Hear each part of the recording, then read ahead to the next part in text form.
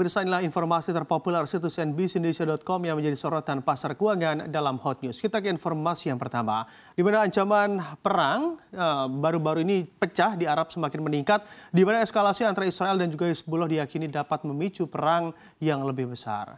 Pada hari Senin kemarin, Perdana Menteri Israel Benjamin Netanyahu bersumpah untuk memberikan respon keras terhadap serangan yang menewaskan 12 anak dan remaja di dataran tinggi Golan, wilayah yang dianeksasi oleh dari Suriah. Namun Hizbullah membantah bertanggung jawab atas roket yang jatuh di dataran tinggi Golan tersebut. Sejumlah negara pun termasuk Amerika Serikat berteriak menahan potensi perang baru tersebut. Lebanon kini dalam keadaan siaga. Menteri Luar Negeri Lebanon Abdullah Abu Habib mengatakan serangan aktivitas diplomatik telah berupaya untuk menahan respon Israel. Adapun Amerika Serikat memimpin upaya diplomatik untuk mencegah Israel menyerang ibu kota Lebanon Beirut atau infrastruktur sipil utama sebagai tanggapan atas serangan roket mematikan di dataran tinggi Golan. Fokus diplomasi berkecepatan tinggi tersebut adalah untuk membatasi respon Israel dengan mendesaknya agar tidak menargetkan Beirut yang berpenduduk padat, pinggiran selatan kota yang menjadi jantung Hizbullah atau infrastruktur utama seperti bandara dan jembatan.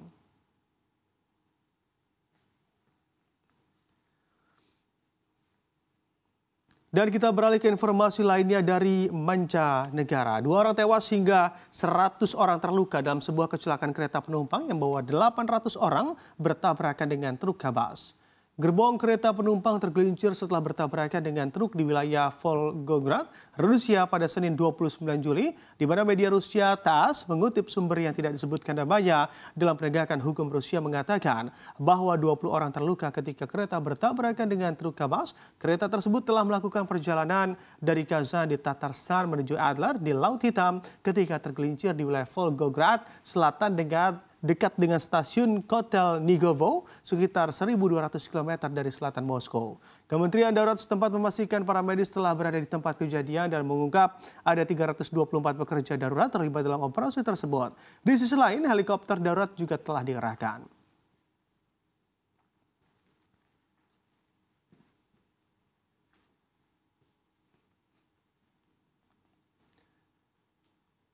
Kita ke informasi terpopuler selanjutnya, masih dari mancanegara. Di mana tumpahan minyak di perairan lepas pantai Teluk Manila di Pamarawan, Malolos, Filipina pada Senin 29 Juli menyebabkan perairan tampak hitam legam busuk. Kondisi ini imbas tumpahan minyak di lokasi tersebut. Tumpahan minyak tersebut diketahui berasal dari kapal tanker MT Terra Nova yang membawa 1,5 juta liter bahan bakar industri tenggelam pada Kamis 26 Juli silam. Pejabat setempat sedang menyelidiki apakah tenggelamnya kapal tersebut terkait dengan topan Gaimi yang pada hari Rabu membanjiri sebagian besar di ibu kota Manila dan kota-kota sekitarnya. Seorang nelayan berharap pemerintah segera mengatasi minyak yang tumpah lantaran menyebabkan kerugian besar bagi para nelayan. Pasalnya nelayan bergantung pada laut dan laut telah terkena dampak minyak. Sementara nelayan di kota Tanza di Provinsi Cavite Selatan Manila putus asa setelah tumpahan minyak mendarat di pesisir kota dan mereka melaporkan mencium bau busuk.